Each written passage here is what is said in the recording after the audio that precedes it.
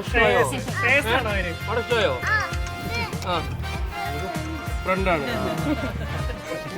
ഈ ചേട്ടൻ ഇഷ്ടപ്പെട്ടോ?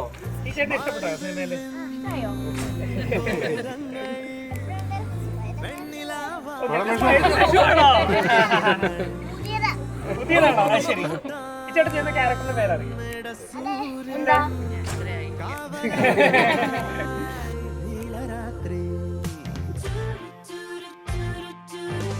തകർന്നിട്ടുണ്ട്, വളരെ നന്നായിട്ടുണ്ട്. ഒരുപാട് ആളുകൾ താങ്കളുടെ